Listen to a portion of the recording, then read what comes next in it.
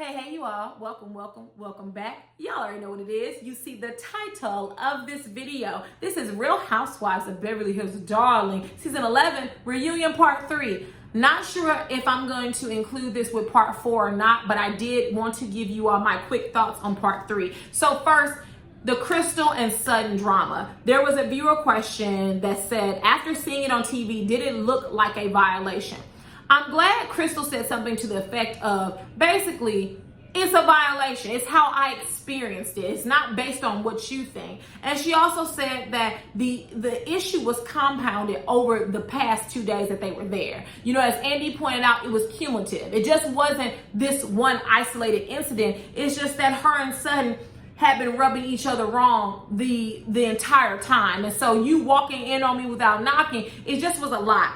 She also said that her body image issues absolutely played into this situation. She said she didn't like how everyone tried to police her feelings. I 100% agree. A lot of the viewers and a lot of the cast try to tell her just to get over it. No, ma'am. And whether she has body issues or not, as I told you all back then, and I'll say it now, Sutton is all high society. You should know better than to knock and just open. You're supposed to knock and wait for someone to acknowledge you. Since you did not do that, I'm naked in my room where I can be naked at, and that was a violation. Sutton even says, well, I just don't like the word violate. No one cares. Your actions were a violation. Maybe next time you'll think before you open someone's door without permission. Next, a viewer asked Crystal to reconcile the difference between Kathy saying she didn't see color and Sutton saying it. Crystal said, you know what? The difference was the tone. That's Crystal's opinion, but I disagree. For me, it was the same. Now, Sutton was a lot more abrasive because if my memory serves me correctly, and it could not be serving me correctly right now because I'm tired and it is late. But I remember Sutton being like, well, I just don't want to talk about race. Ma'am, whoa, time out. We're not doing that. No, we're not going to do that and say you don't see color, because I live this life every day. And I've had experiences that Sutton as a white woman could never imagine. No, we're not going to do this.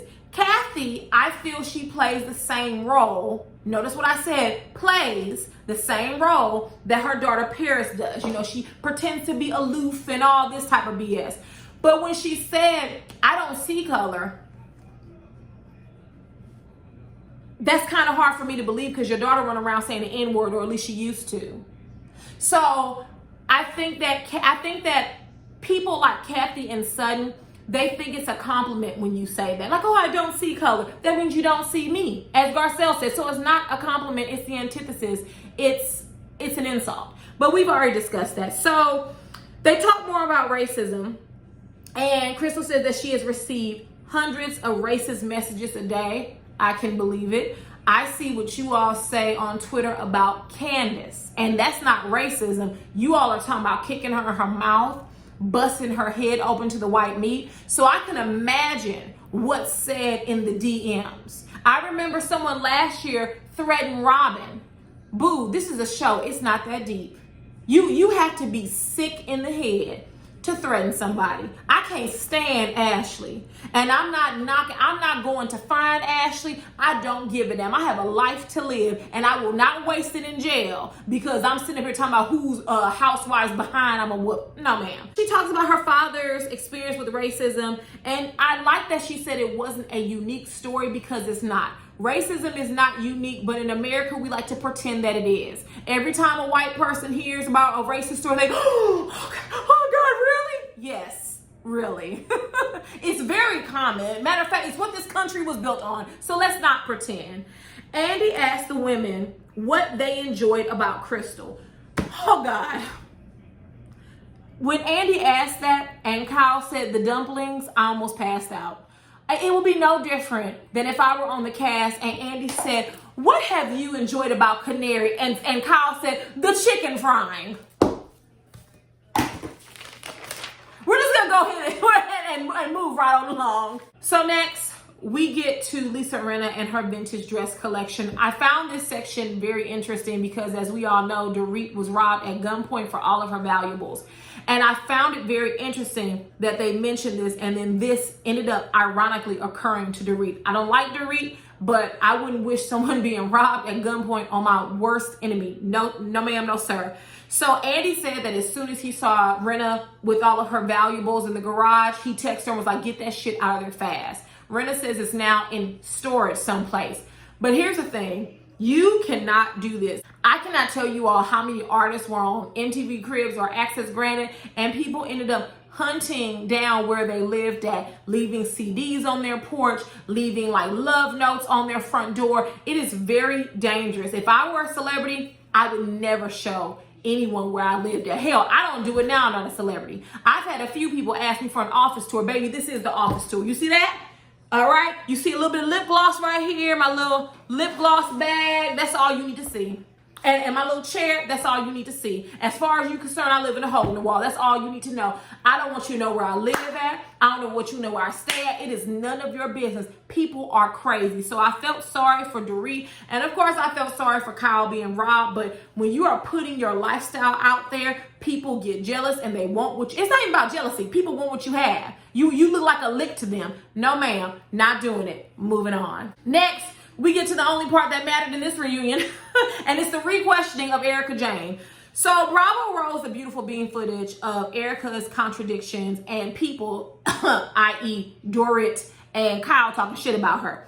So Andy asked her, who is for you and who is against you? Erica said, ask them, but I'm keeping score. Erica never answers a question directly. She'll either answer a question with a question or she'll divert you to a different answer. Kyle says, listen, we were in a difficult position and you weren't helping us understand. I agree with Kyle, but then you should have told her that to her face. Because in your one-on-ones and in your scenes with Mauricio and Dorit, you was talking big shit about Erica, but you were not being that way to her face. So you were being fake.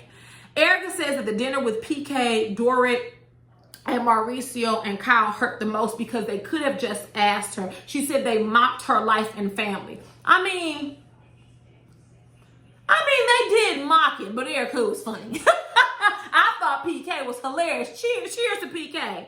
So Kyle lies and said that Mauricio really does believe you. No, he doesn't. Mauricio doesn't believe Erica. Kyle doesn't believe Erica. And neither does PK and Dorito. Period. Why y'all still sitting up there lying? I don't know. So Garcelle asked Erica, why didn't you understand us being concerned about legally being grouped in? Erica says there's nothing here to worry about. You can't be fearful of it because you all know the truth. What? We've been telling you for the last 20 hours that we don't know the truth and you haven't been forthright. So once Erica does not answer questions, but even worse, Andy and the women did not do their due diligence with following up on those questions. Andy would ask Erica a question. She would say something ridiculously absurd, but he wouldn't wrap back around. Erica did it though. She did it a couple times to Andy. I don't remember if it was in this part or the fourth part where she was like, well, you said you know what I make, so that's how I pay my makeup artist. I said, oop, she was doing what Andy should have done. Anyways, so then Sutton pointed out when they were in La Quinta that Erica kept running and that they couldn't ask her questions because she really wouldn't answer them. Sutton was right. I think Garcelle and the others agreed. Every time you ask Erica a question, she's biting your head off. Erica disagrees and says she left La Quinta because of the argument she got into with Garcelle. No, boo, you left because you knew that LA Times article was coming out. I don't give a damn what Erica said. She didn't know. She knew. That's why she sprinted and ran away. That argument didn't cause all that. It didn't. So Erica says that she feels horrible about Tom allegedly defrauding victims. And Andy says, so this is the issue. You've never said that. And Erica's like, yes, I have. I have. And the cast is like, no, you haven't. Erica, no, you did not. I don't know. Listen, we weren't there with y'all while you were filming, but based on what they have shown us, you have never sympathized for the victims. You have always made yourself out to be the victim. Look at me. Look at my life. I'm putting the pieces back together. Honey, Andy know what you made. Ain't no pieces put back together. Girl, bye. Crystal then asked, why are you not saying it to the victims? Which on a certain level, I do understand. Erica has to be careful with what she says. However, Erica was never careful. So you can't say, I have to be careful with what I'm saying, but then you're never careful with what you're saying, except now, right? No.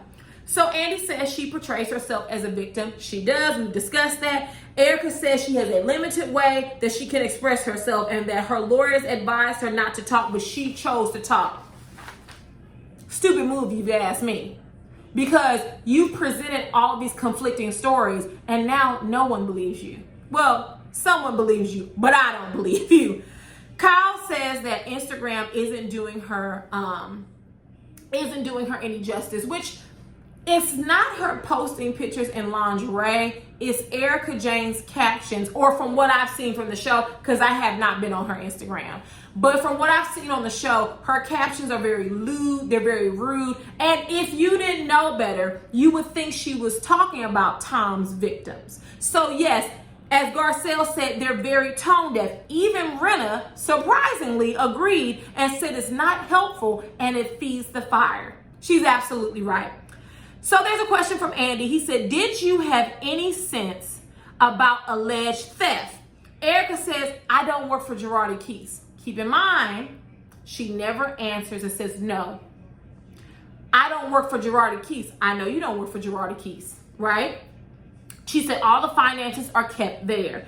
Andy says, so the answer is no. Erica says, there's your answer. She never answers a question directly. And I was waiting for anyone to say, Erica, this is an example of where you don't answer a question directly. What we need to hear is, no, I did not know. Boom. Instead, you want to go around in circles. If you can't answer a question, just don't come to the reunion, because this was a big waste of our time. Andy asked, who believes Erica did not know anything about what Tom was doing? And all the cast said they believe that Erica didn't know anything. Erica done told y'all 3 times throughout these 4 parts that she found out as late as early 2019.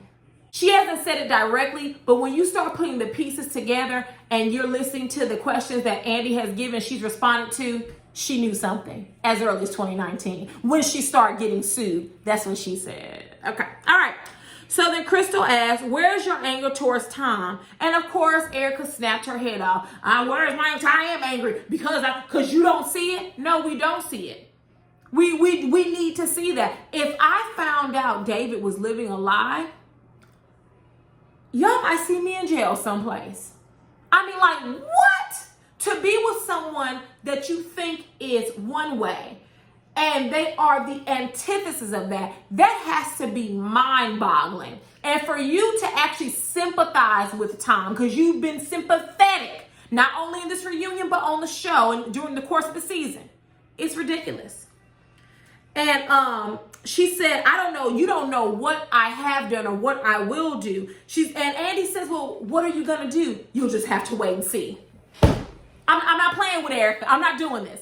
So lastly, Andy asked, had you heard that Tom was in financial straits? Erica says no, right? Andy then re-asked, so you never heard that Tom was in financial disrepair leading up to this? Erica says to him, no, not true. He just asked you, did you know Tom was on the brink of financial disaster? And you said no, but then you turn around and basically say yes because you said no, not true. You said because of the lawsuits that she was brought in on. She asked Tom, what is this? Like, what is this about? And he was like, oh, don't worry about it. It's about nothing. Don't worry about it. So Erica then looks at Crystal and says, am I angry enough for you now? And Crystal, let me tell you something, you have to wake it up. Because that would mean I've been like, no, you're not angry enough for me. How about that? And I don't believe your lying thieving.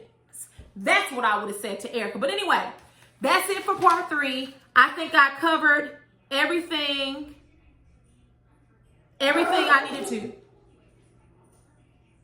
I think I covered everything I needed to. So if there's nothing else, get down in the comments and let me know what you thought about part 3 I apologize for my dogs. I'm about to film part 4, and I will see you all later. Bye.